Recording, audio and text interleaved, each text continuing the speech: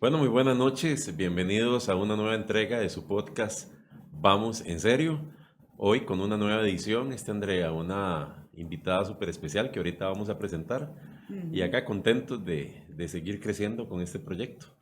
Sí, sí, muy contentos. Bienvenidos a un programa más de Vamos en Serio. Hoy tenemos una invitada especial, además una madre de la patria.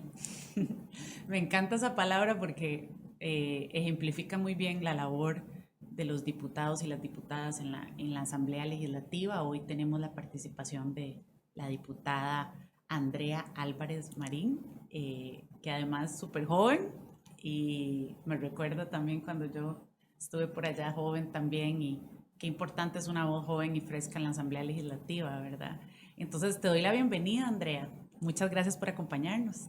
Bueno, muy buenos días a ambos. Estoy súper contenta de estar aquí con ustedes. Sí, es muy diferente a cuando vos estuviste en la asamblea, que probablemente eras de las pocas diputadas jóvenes que Sí. había, entonces mucho más desafiante. Ahorita la ventaja es que somos 12 jóvenes. Entonces eso ha hecho que entre los distintos jóvenes de diferentes partidos nos hemos apoyado y ha cambiado un poco la dinámica legislativa. Así que a mí ¿De me ha tocado verdad? más fácil en ese sentido. Ah, Sí, qué qué interesante. Buen dato, bonito. buen dato. Está bonito eso. O sea, si han logrado como unirse.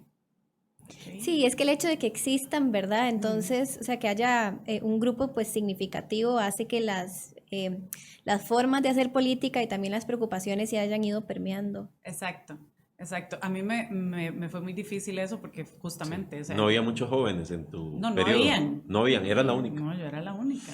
Y Ujú. todos en promedio me doblaban la edad. Y qué difícil. Entonces, de algunos me veían como una nieta incluso. Sí, sí, es que imagínate, yo tenía 25 años, muchos podían ser mis abuelos. Muchos adultocéntricos. Y Es un y término me trataban reciente que como, se ha utilizado en la yo creo asamblea. que sí, muchos me trataban como una nieta, ¿verdad? Ajá, Entonces ahí tuve que caracterizarme, como dicen, sí. no, o sea, aquí todos somos iguales, ¿verdad? Ujú. Que es un tema que es difícil en la asamblea, ¿verdad? El entender que son 57 y que para llegar a acuerdos importantes hay que escucharlos a todos, ¿verdad? Todos tienen una Sí. voz y un voto, obviamente, pero que eso es difícil de manejar, esas Sí, alianzas sobre todo cuando son 57 que son iguales, no hay ninguno por encima de ninguno, ¿verdad? claro. Y tomar liderazgo ahí es donde se vuelve muy importante, ¿verdad? Sí. Aquí, señora diputada, parte del programa es conocer quién está detrás del personaje, ¿verdad? Muchos la conocen a usted como una diputada de la República, pero oye, queremos conocer un poquito sobre usted, sobre sus orígenes, que si nos puede contar un poquito de su infancia, tal vez anécdotas ahí. Por ahí vi una entrevista de un escape fallido en el colegio, no sé si lo recuerda. Sí, ¿En serio? Sí, sí, sí, sí, sí. que no fue tan escape, ahora tal vez Andrea nos pueda contar, tal vez esas particularidades que la gente quiere saber, ¿verdad? De una diputada como usted. Sí, bueno, lo del escape fue que en quinto año de colegio unas amigas me llegaron y me dijeron como, Andrea, no es posible que a estas alturas nunca se haya escapado del colegio y entonces hay que hacerlo. Entonces yo siempre he sido como muy cuadrada y no me gusta mentir y entonces llegué a la casa y le dije a mi mamá como, no es posible que estoy en quinto año, no me he escapado del colegio, tengo que hacerlo. Sí, sí. Y entonces ella lo que me dijo fue Ah, pero le como, avisaste a tu ah, mamá sí. que te Sí. ibas a escapar. Y ella lo que me dijo fue como, bueno, ocupo que me diga qué día se va a escapar para yo por lo menos saber, ¿verdad?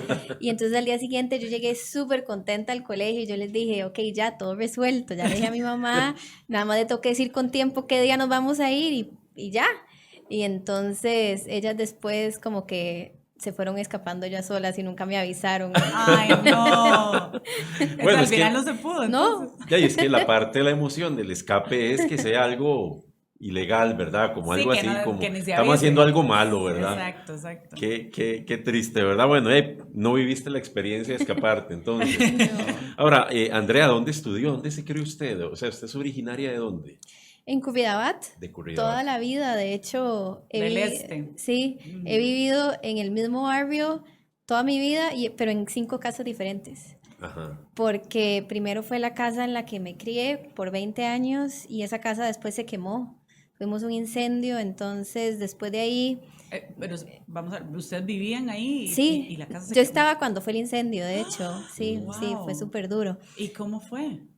Por un, ¿cómo se dice? Un balastro del fluorescente que empezó a chorrear líquido caliente en el closet de mis papás, Ay, Dios entonces mío. de ahí prendió fuego. Entonces después de eso nos fuimos a una casa a 100 metros. Después mis papás cambiaron la casa con el vecino unos años después, Ujú. entonces nos fuimos a vivir a la par. Luego, Bueno, las mudanzas eran más fáciles, me imagino. Sí. Nada más era que cruzar de puerta a puerta. sí, luego cuando empecé a trabajar con Antonio, él me ofreció irme con él a la asamblea, yo pues no tenía muchas ganas, pero después que le dije que sí, le dije como, bueno, perfecto, pero no podemos vivir juntos, o sea, yo ocupo separar vida personal de vida profesional, entonces me fui a vivir a 200 metros de la casa y ahora vivo en la casa en la que yo me crié originalmente. La pudieron, o sea, Sí, sí, sí, la Sí. arreglaron después, sí. ay, qué Qué bien. bueno. Y en el momento del incendio, sí, o sea, había muchas llamas o ya con el humo empezaron a salir o fue... Sí, estaba yo sola y empecé a oler como mucho humo, pensé que era como un barbecue del vecino o algo así, pero después me fui, porque sí era muy potente, entonces me fui como por la casa a ver de dónde venía el olor y entonces vi que estaba saliendo un poquito de humo del baño de mis papás. Y entonces yo, digamos, en parte, en esos momentos uno no actúa necesariamente racionalmente, pero entonces yo abrí la puerta para ver qué Para estaba ver qué estaba pasando pasando, sí. y había demasiado humo. Entonces yo me devolví por toda la casa y fui a donde estaban los breakers de energía para desconectarlos. Pero una vez que me devolví otra vez al baño de mis papás, ya toda la sala y todos los cuartos y todo había humo, digamos, de acá para arriba, Sí. de Sí, mi es que cintura sí, para arriba. O esos sea, fue súper son rápido. Y momentos, muy sí. rápido, sí. Y después de eso, pues llamamos a los bomberos y ahí ya llegaron y digamos, la casa, la mitad quedó sin techo y todo, la parte de los cuartos, por eso fue que Ujú. nos tuvimos que ir. Qué duro. Pucha, eso Sí, es debe una ser muy experiencia triste, muy ¿verdad? claro, porque además todas tus pertenencias, el lugar Claro. donde siempre has vivido, o sea, de pronto no queda nada. Sí, Y se perdieron muchas cosas, me imagino. Sí, casi todo lo personal, Ujú.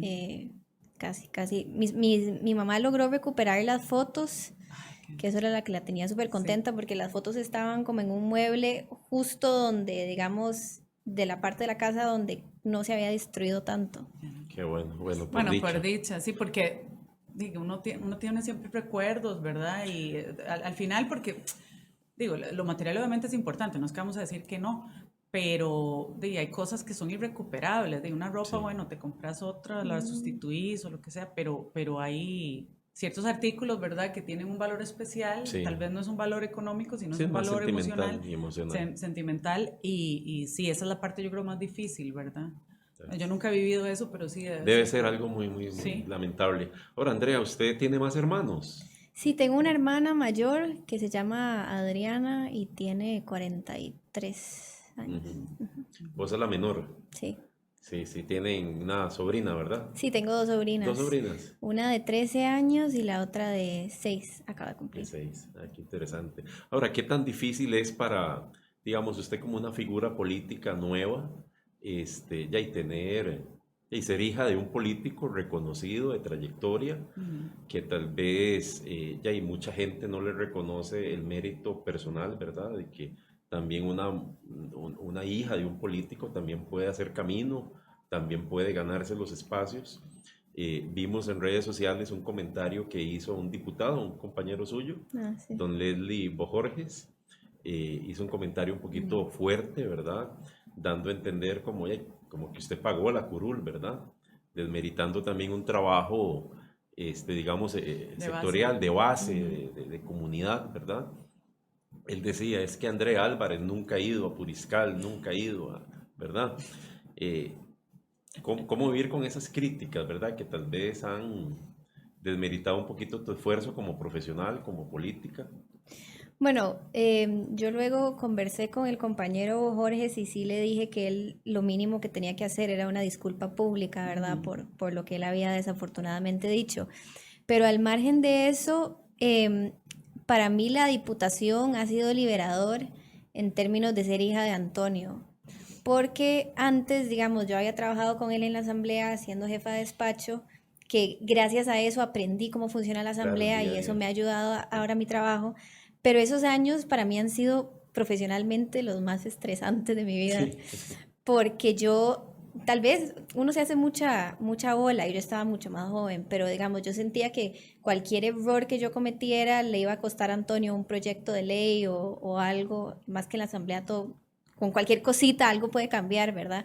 Entonces, sí, esos años, y era la primera vez que trabajaba con Antonio, yo había querido trabajar en otras cosas precisamente para tener mi propio nombre.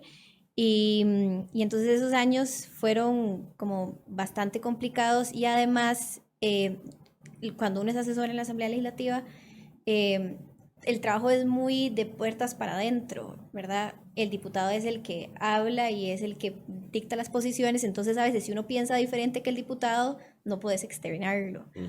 Entonces sí fueron años como que yo me sentía como que era difícil probarme como alguien diferente que Antonio. Ahora la curul ha sido liberadora porque entonces ya son mis temas, mis Claro. Sí, discursos, claro. mis áreas Ujú. y entonces ahí ya yo no me he sentido como esa presión que sentía antes, digamos. Y Claro. vos le decís Antonio. Sí. Sí, que eso es lo que le iba a decir, me llama la Sí, atención. porque cuando habla Antonio, yo será el papá o Sí, será. no, no, y también con doña Nuria, usted la menciona como Nuria. De hecho, que en esa anécdota del escape fallido, usted hace referencia a su mamá como Nuria, hablé con Nuria, Ujú. Pero ¿verdad? qué interesante. Bueno, así le decían, creo que los hijos a don Pepe, si no me equivoco, era Sí, don también. Pepe. No creo, o sea, yo he escuchado historias y las he escuchado en ese sentido. Es interesante, ahora que lo estabas contando, yo decía, pero si no, es Antonio el papá, obviamente. Sí, Yo es que siempre, yo hasta esta fecha, a mis 43 años, yo digo papi y mami. ajá. O sea, cuando hablo digo, es que papi, es que mami. Pero siempre te acostumbraste a decirles así. Sí, desde la adolescencia, Qué algo vacilón. así. Hay papás que no Interesante. aguantan que los hijos les digan el nombre. Digamos, yo cuando mami le digo Sandra, me dice, ¿qué le pasa? Sí, sí, ¿Quién es Sandra? ¿Cuál sí, Sandra? sí, soy su mamá. Yo soy su mamá. Sí, pero ¿cómo se llama? Sandra. Sí, sí, sí. Sí, Interesante. es interesante. Y ellos nunca te... No, no, No, son como muy liberales, entonces se Sí. acostumbraron. Pero bueno, volviendo al tema este que realmente es sí, el peso de una gran figura política, y es que no solamente es Antonio, sino es también Nuria, ¿verdad? Que ahora, antes de la entrevista, estábamos hablando que yo participé en el movimiento con tu mamá, de nosotras ya en la campaña para la presidencia de tu papá. Y, y la figura de Nuria es una figura súper importante, es una sí, es persona que muy yo admiro reconocida. mucho, es una mujer muy trabajadora, además muy inteligente, muy culta, estudiada, ¿verdad? Entonces son dos figuras de gran peso y el hecho de ejercer vos ahora una diputación es muy importante que vos puedas marcar tu propio rumbo, ¿verdad? Tu propio camino. A lo mejor hay temas en los que ni siquiera o sea, tienen las mismas visiones, ¿verdad? Ujú. Y desligarse de eso, bueno, para vos me imagino que ha sido un camino importante, ¿verdad? Sí, sí, porque ya al ser mi voto y mis posiciones, entonces yo siento que ha sido completamente diferente. Sí. Hay gente que sigue criticando por ahí, como que soy la hija de Antonio, pero digamos, en mi vida y en mi trabajo yo ya me liberé, digamos. Sí, sí, sí. Entonces, Sí. en este año que llevamos, en mi experiencia, lo que me ha servido cuando he sentido que he quedado mal con ciertos sectores que debí de haber, pues, digamos, representado mejor a sus ojos, es explicarles como el razonamiento de por qué voté de cierta forma, digamos. Correcto. Un ejemplo de eso fue en febrero de este año que estaba la moción de plazo cuatrienal para el acuerdo de Escazú y entonces ahí las juventudes de mi partido estaban a favor en su mayoría del acuerdo de Escazú, pero en la campaña nosotros habíamos hablado, mi candidato había hablado de estar en contra del acuerdo de Escazú, entonces a la hora de votar tuve que sopesar Sí, Sí, las dos correcto. cosas, claro.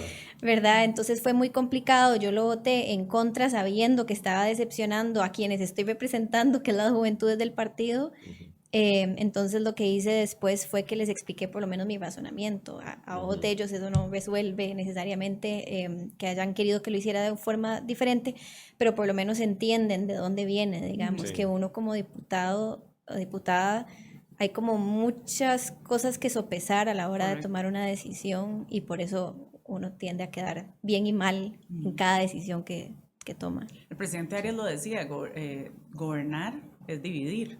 O sea, tomar decisiones necesariamente vas a dividir. Al escoger, vas a escoger un camino. En ese momento hay una división, hay gente a la que le vas a quedar bien, hay gente a la Sí. pero eso versus no hacer nada es mucho mejor decidir. Porque eso es una crítica, digamos, que uno le tendría que hacer a muchos líderes políticos. Sí. Y es que, bueno, Juan Carlos usa una frase, el nadito de perro, ¿verdad? En ese nadito de perro que no se decide nada, que las cosas terminan pasando por inercia, porque al final no hay una decisión, no hay un timón, no hay un rumbo establecido, no es conveniente para el país. Así hay que tomar decisiones, un líder debe decidir. Sí. Con las consecuencias que va a acarrear esa decisión Sí. y se asumen. Pero se asumen con honestidad y con transparencia, ¿verdad? Sí, Bueno, yo es ahí donde se decidí marca. esto con la información que tenía en este momento y esa fue la mejor, o sea, con las herramientas que tenía a mano y con el conocimiento que tenía, tomé la mejor decisión. Sí. Siempre que sea transparente, ¿verdad? Porque hay decisiones que se toman con otros intereses y ahí es donde Sí, la gente te hace el reproche, porque una cosa es estar honestamente equivocado y otra cosa es estar equivocado porque alguien te torció el brazo de manera indebida, ¿verdad? Sí, o una decisión sin sustento, ¿verdad? Exacto. Que esto me lleva a la siguiente pregunta. Pude ver la interpelación que le hicieron al ministro de Comercio Exterior Sí. en relación al rompimiento del contrato entre el gobierno y CINDE. Vi todas las intervenciones y casualmente le di mucha atención a la suya. La vi muy informada, de hecho con mucha vehemencia, cuestionó al ministro. ¿Qué tan sustentada? Bueno, yo sé que ya usted dio sus opiniones ya en la asamblea y en la prensa, pero tal vez para la gente que no ha visto, digamos, o no conoce su posición al respecto, ¿cree usted que este rompimiento del contrato con CINDE fue más una sacada de clavo, por llamarlo en algo popular, ¿verdad? ¿O fue una decisión que justificada? ¿Cuál es su lectura en relación a ese tema? Yo creo que fue una sacada de clavo porque, digamos, todas las circunstancias apuntan a eso. En la Comisión de Asuntos Hacendarios, cuando se discutió el presupuesto el año pasado, o sea, octubre, noviembre, el ministro llegó y defendió el presupuesto para CINDE. Entonces, hasta ahí, todo bien con CINDE, ¿verdad? El 1 de mayo, bueno, el 2 de mayo, perdón, de este año, en el discurso presidencial, el presidente habla bien de CINDE. En el proyecto de jornadas 4.3, el mayor aliado del gobierno en la Asamblea Legislativa promoviendo este proyecto ha sido CINDE. Entonces, digamos, todo parecía que iba bien con CINDE. Pero se viene el nombramiento de la dirección general, hay una reunión en Casa Presidencial donde, bueno, antes de eso, Casa Presidencial quiere saber la lista de quienes están participando, mencionan que verían con muy buenos ojos que fuera Pedro Beirute, que es el señor de Procomer, y luego llegan a una reunión con el presidente de CINDE y una directora de CINDE, ellos ya les dicen que ya el nombramiento está hecho y los echan del despacho presidencial. Entonces, y luego el 3 de mayo es donde reciben la carta de rescisión del contrato.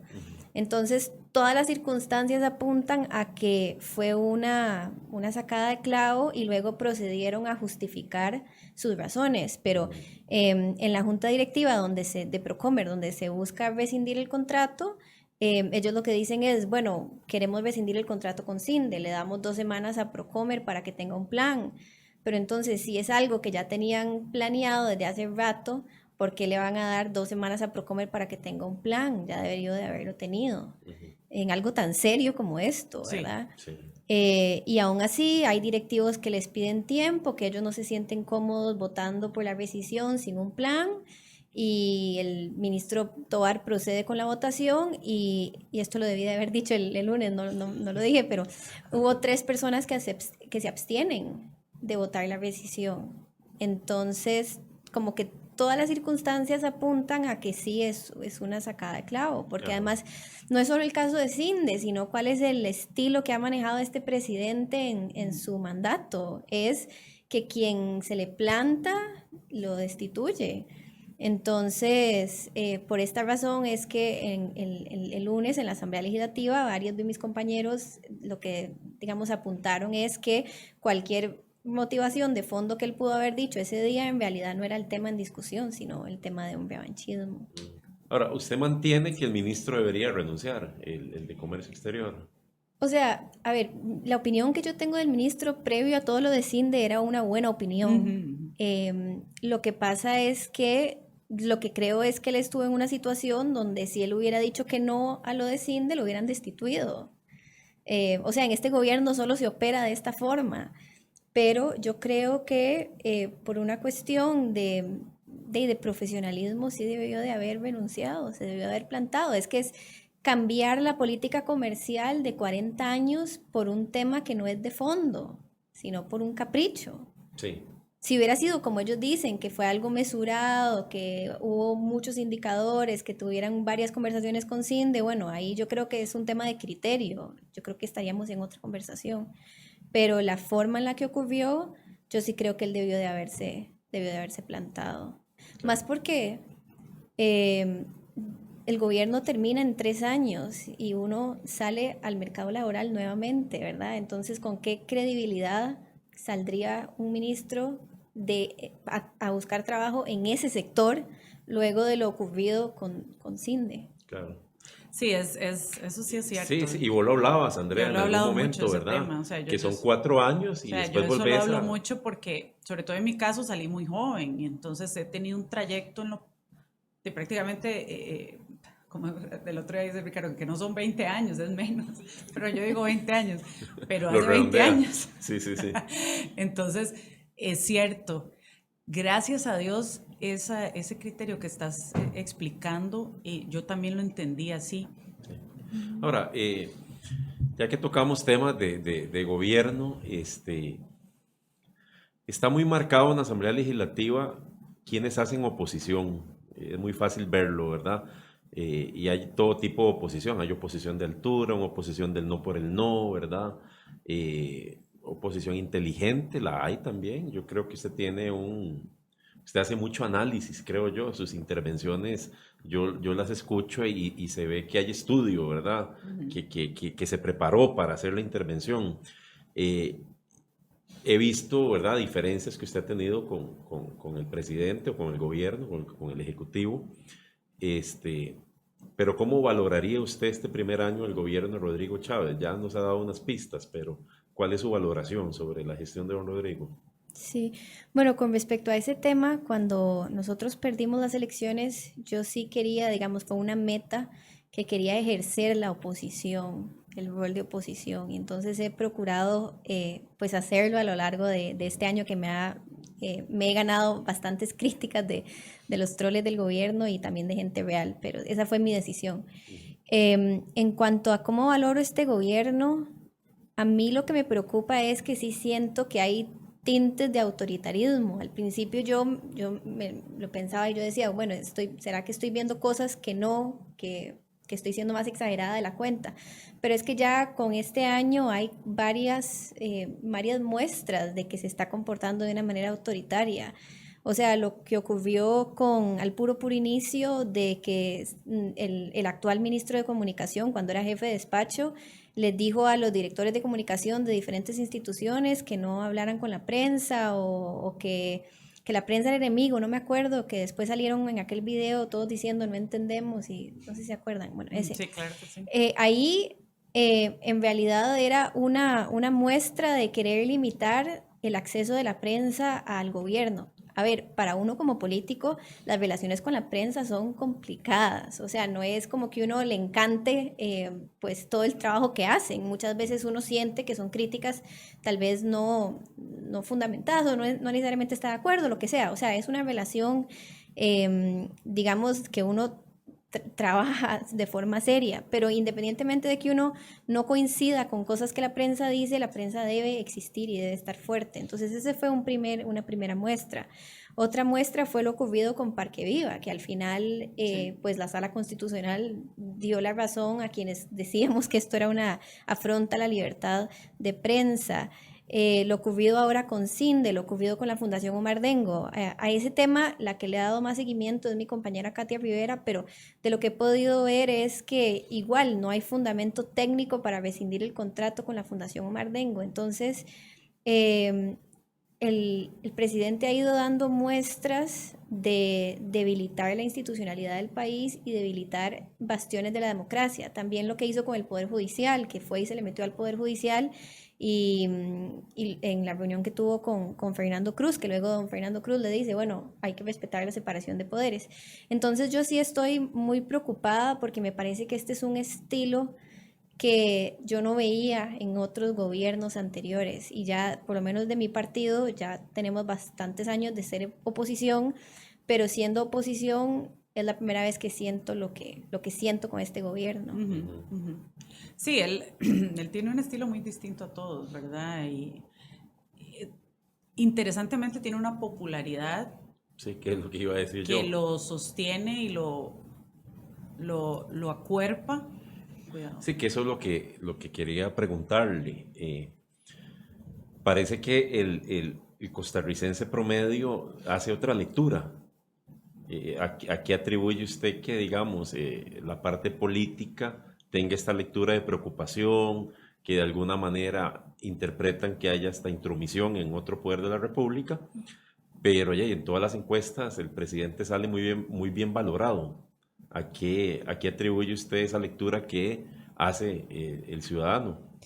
Yo creo que nosotros los que estamos preocupados no hemos sabido explicarnos bien en cuanto a esas amenazas a la democracia. Y entonces, por ejemplo, si en este momento alguien no tiene empleo o el costo de la vida lo ha golpeado, salir uno hablando de que él es un autoritario y que la separación de poderes es fundamental, tal vez uno ahí podría estar desconectado con las preocupaciones de la gente. Yo me lo he preguntado mucho, cómo puedo ser mejor comunicadora en estas cuestiones que me preocupan más allá de los sectores que sí piensan como yo. Creo que una parte es eso. Y creo que lo otro, que todavía le están dando el beneficio de la duda porque les gusta el discurso, les gusta que él dice lo que la gente quiere escuchar y todavía, digamos, no han sentido que ese discurso está vacío y que no les está mejorando la calidad de vida. Yo creo que en los siguientes años del gobierno ya van a irse dando cuenta que él está hablando, pero realmente no está ejecutando y ahí sí va a haber un descontento. Claro. Porque los indicadores económicos son de preocupación en este momento. Yo creo que eventualmente la gente va a sentir eso. Ahora, en esa misma línea que usted llama revanchismo en relación con Cinde, con Omar Dengo, fue conocido también una de las primeras decisiones del presidente, el tema de los alquileres. Tal vez no quiero entrar mucho en este tema y no polemizar más de lo que ya se ha hecho, pero mucha gente celebró, ¿verdad?, el tema de que el gobierno cortara tal vez contratos que tenían con edificios vinculados a su familia. ¿Eso entra dentro del revanchismo también, cree usted? ¿O son decisiones tomadas, pensadas en el beneficio del pueblo o es más algo más personal? Bueno, yo sí creo que entra dentro del revanchismo de lo que ha sido este gobernante.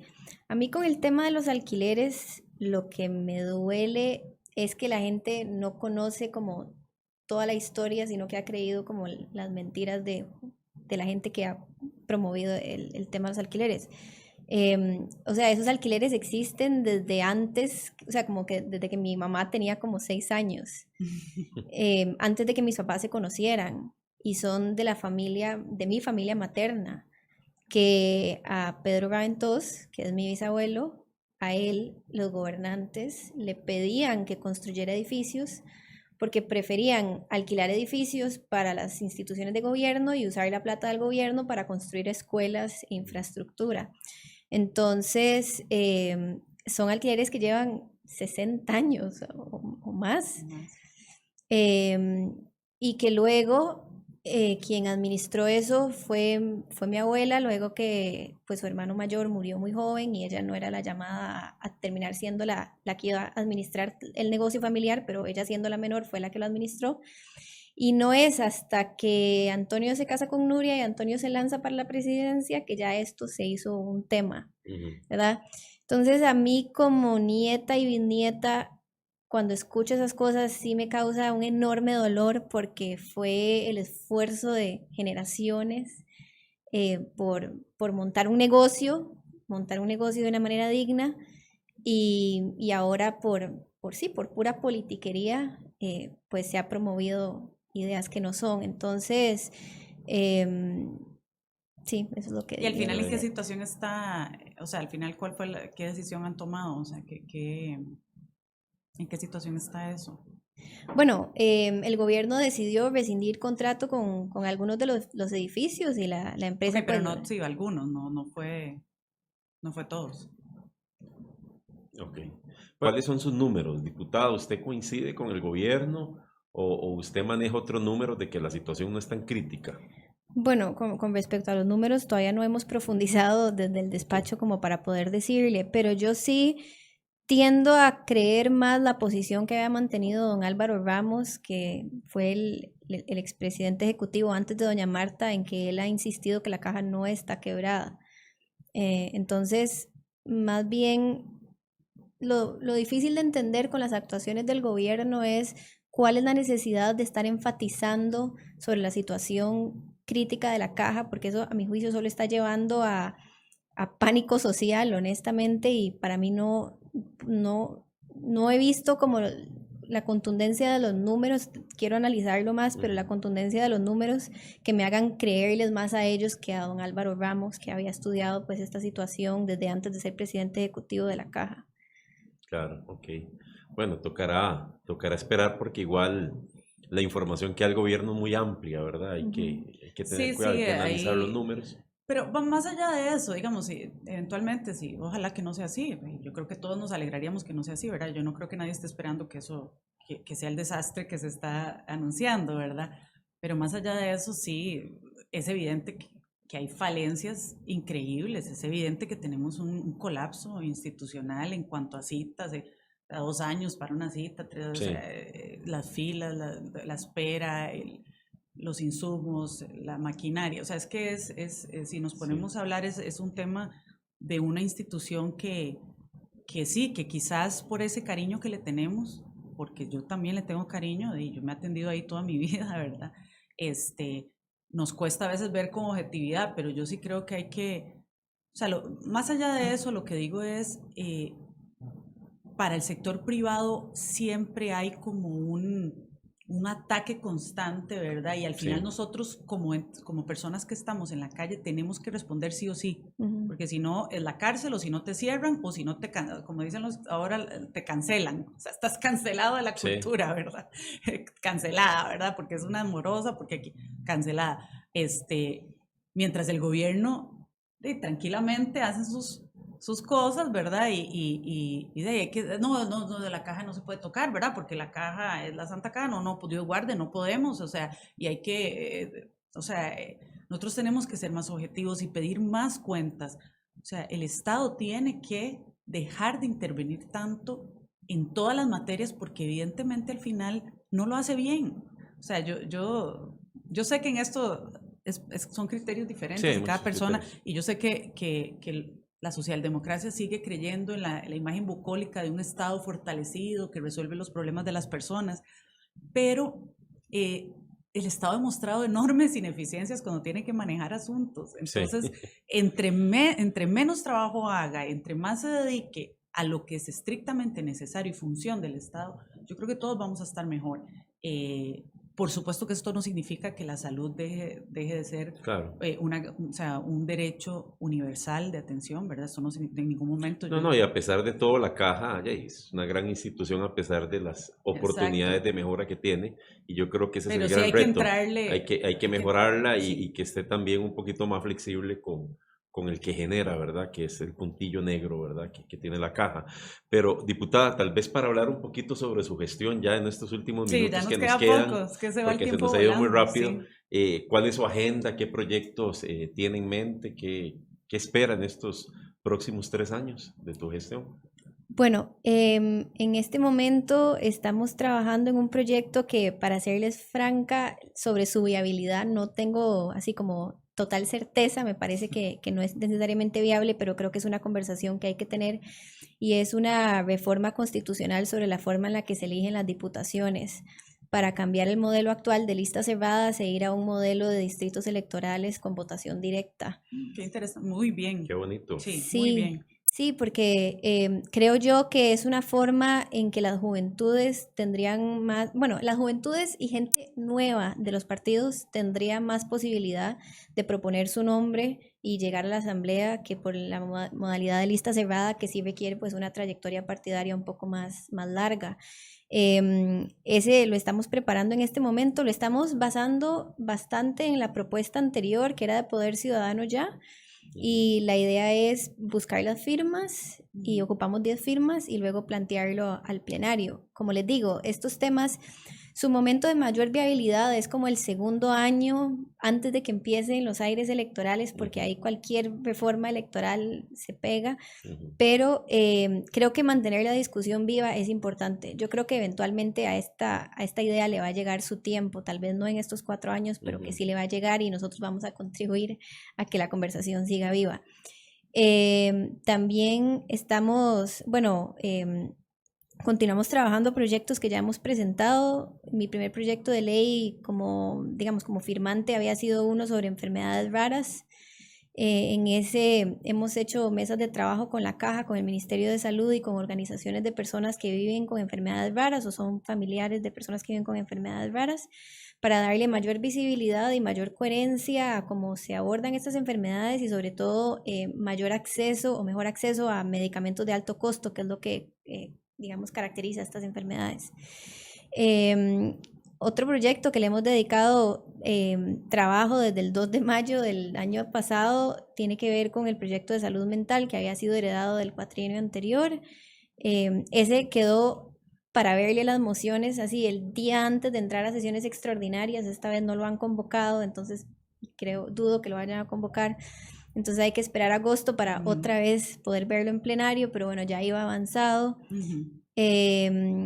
Y habíamos presentado otro proyecto sobre derecho al olvido digital, que es para que las personas puedan solicitar a los buscadores que les elimine cierta información privada de ellos.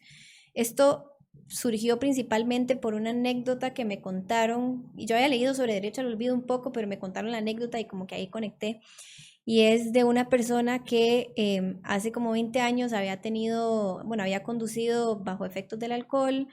En ese momento pues tuvo las consecuencias penales del caso y todo, asumió las consecuencias, pero buscó ayuda y tiene, qué sé yo, 15 años de no tomar nada, y ya su vida pues la ha reconstruido y todo, pero cuando va a pedir trabajo, como eso salió en los medios de comunicación, es lo primero que la gente ve, y Ujú. entonces lo tachan para conseguir oportunidades Sí, Claro. eso es laborales. muy triste y Sí. pasa muchísimo. Sí, eso Son es miles muy de ejemplos, frecuente. no ¿verdad? En todos los ámbitos, en todo, y es muy importante.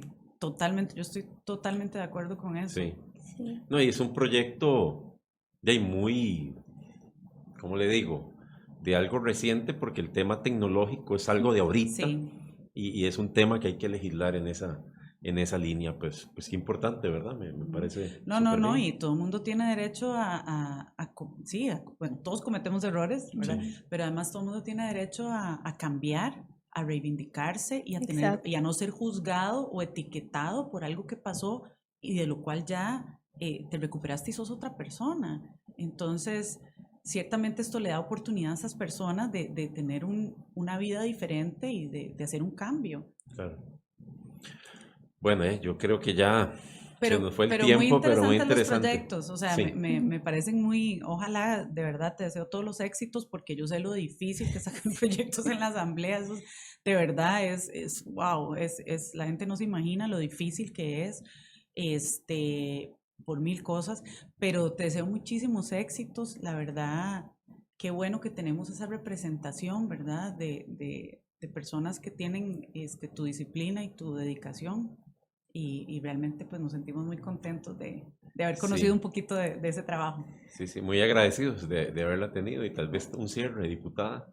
No, muchísimas gracias por el espacio. Me gustó mucho compartir con ustedes y tal vez invitar a quienes nos escuchan a Ujú. que, digamos, bueno, espero que sepan que la Asamblea Legislativa todo es público, todo lo que pasa y todas las comisiones y todo el plenario está disponible en YouTube. Entonces, todo lo que nosotros estamos haciendo lo pueden acceder fácilmente. Entonces, me encanta que la gente vea lo que es, todo lo que se hace en la Asamblea, sobre todo la parte de comisiones, que es la menos vistosa para el público, y que vean lo bonito que es, porque la imagen que tiene la gente es un poco diferente tal vez de la asamblea, entonces me encantaría que pudieran ver de cerca la labor legislativa. ¿Y en cuáles comisiones está usted? Asuntos sociales, asuntos de discapacidad, ciencia y tecnología, reforma del Estado y consultas de constitucionalidad. Bastante amplio. Sí. Súper Bueno, y bien ahí, esas Andrea. comisiones. Bueno, muchos éxitos, muchísimas gracias y gracias a todos por acompañarnos en un programa más. Yo por lo menos he aprendido muchísimo y me llevo me da mucho optimismo ver el trabajo que se está haciendo, porque como decís vos, a veces uno no se da cuenta solo como de lo malo, ¿verdad? No de lo bueno. Sí. Entonces, pues terminamos con mucho optimismo. Sí, sí, muy contentos y recordarle a la gente que el enfoque de este podcast es conversar con la gente bajo ninguna circunstancia, con ningún invitado hasta la fecha, ¿verdad? Hemos entrado en polémicas innecesarias, ya el tema, el criterio, el concepto que cada oyente o persona que nos observa quiera generar es ya una decisión muy propia de cada uno, pero lo disfrutamos mucho, diputada. Muchísimas gracias por aceptar la invitación y será la próxima semana donde nos veamos en un nuevo episodio de Vamos en Serio.